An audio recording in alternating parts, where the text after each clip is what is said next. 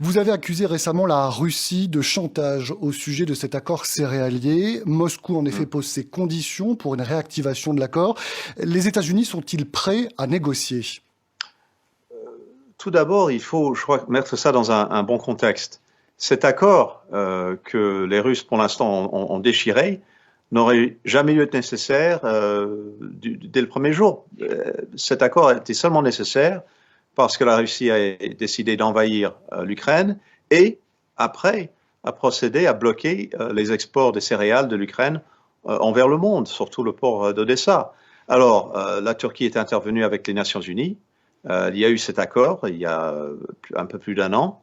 Et pendant que cet accord était en jeu et fonctionnait, l'Ukraine a pu exporter plus de 30 milliards de tonnes millions de tonnes pardon, de céréales. C'est l'équivalent en blé, par exemple, de 18 milliards de baguettes, si vous voulez. Ça a eu un impact extraordinaire. Même les pays qui ne recevaient pas directement ces céréales, et par ailleurs, 50% des exports globalement, 2 tiers des exports de blé allaient vers les pays en voie de développement, mais même les pays qui ne bénéficiaient pas directement bénéficiaient du fait que les prix étaient gardés plus bas, modérés. Depuis que la Russie a déchiré l'accord, les prix ont monté pour tout le monde d'entre 10 et 15%. Et évidemment, nous voyons l'impact sur les pays qui recevaient directement ces céréales de l'Ukraine. Donc Euh, cet accord peut être sauvé, il doit être sauvé si on vous entend bien. Mais comment, voilà. quelles concessions les États-Unis sont-ils prêts à faire pour que Moscou réintègre l'accord?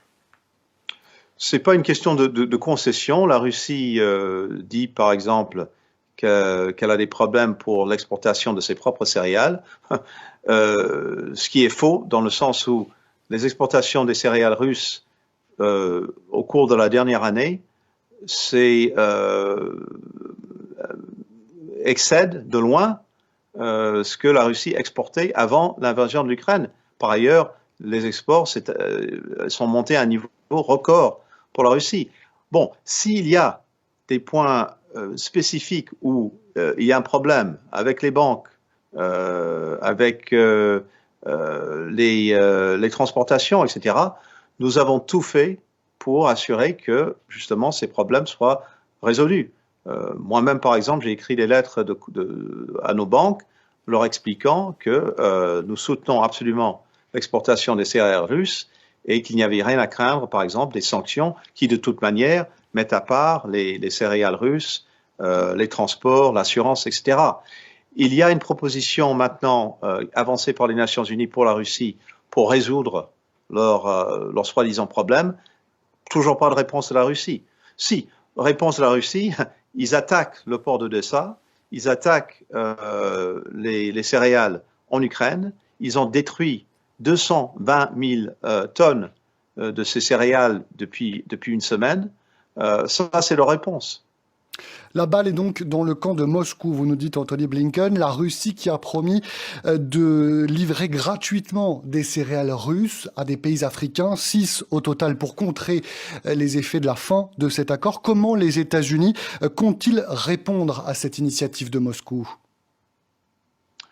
Là aussi, il faut être très clair. La Russie apparemment a exprimé l'idée d'exporter 50 000 tonnes de céréales à 5 ou 6 pays, euh, sous l'initiative qui était avancée depuis un an, que les Russes ont déchirée, on a exporté 20 millions de tonnes envers les pays en voie de développement. Alors, 50 000 tonnes proposées par la Russie, 20 millions de tonnes qui ont été exportées sous l'accord. Il n'y a pas de comparaison. C'est une goutte d'eau, ce que propose la Russie. Ça ne répond pas au problème, ça ne changera pas le montée des prix, ça ne changera pas le fait que des millions de tonnes de céréales sont retirées du marché et ne sont pas avec ceux qui en ont besoin, surtout dans les pays en développement. Mais est-ce que les États-Unis, en contrepartie, pourraient puiser dans leur propre stock de céréales pour les livrer à des pays africains? C'est ce que nous faisons, et par ailleurs, depuis le début de l'invasion russe en Ukraine, nous avons donné plus de 14 milliards de dollars en supplément pour la sécurité alimentaire à travers le monde, surtout dans les pays africains. Et là, la semaine dernière encore, j'étais aux Nations Unies, j'ai pu annoncer encore 350 millions de dollars d'aide supplémentaire pour 11 pays en Afrique et le Haïti. Donc nous faisons le maximum. Le programme alimentaire mondial, programme très important des Nations Unies, nous soutenons 50% de son budget. La Russie, moins de 1%. Donc ça met en contexte ce que nous faisons, et ce que nous faisons depuis longtemps, pour assurer la sécurité alimentaire à travers le monde, y compris dans les situations d'urgence, mais également pour l'investissement qui est nécessaire pour que ces pays puissent avoir une capacité productive à long terme pour eux-mêmes. Des initiatives que j'ai décrites aux Nations Unies la semaine dernière. Sachez aussi que la semaine dernière à New York aux Nations Unies, 91 pays ont signé une déclaration pour qu'on n'utilise pas les céréales, l'alimentation comme arme de guerre. C'est ce que fait la Russie, hélas, en Ukraine. Une question, monsieur le secrétaire d'État, au sujet de la situation actuellement au Niger. Quel est le rôle que jouent en ce moment les États-Unis? Participez-vous aux efforts de négociation? Nous sommes derrière les efforts de la CEDEAO en Afrique pour essayer de rétablir l'ordre constitutionnel au Niger. Et donc nous œuvrons de façon diplomatique à soutenir leurs efforts. Je suis en contact régulier avec des leaders en Afrique, avec la CEDEAO même, avec l'Union africaine et puis évidemment avec nos partenaires en Europe, y compris la France.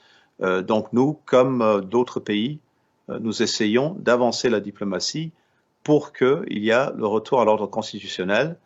Ce que nous voyons au Niger est extrêmement désolant et n'offre rien au pays et au peuple du Niger. Au contraire, c'est une interruption, l'interruption de cet ordre constitutionnel nous met dans une position, nous et bien d'autres pays, où il faut qu'on arrête notre aide, notre soutien, ce qui n'arrangera pas les choses pour le peuple du pays. La négociation pour éviter une intervention militaire.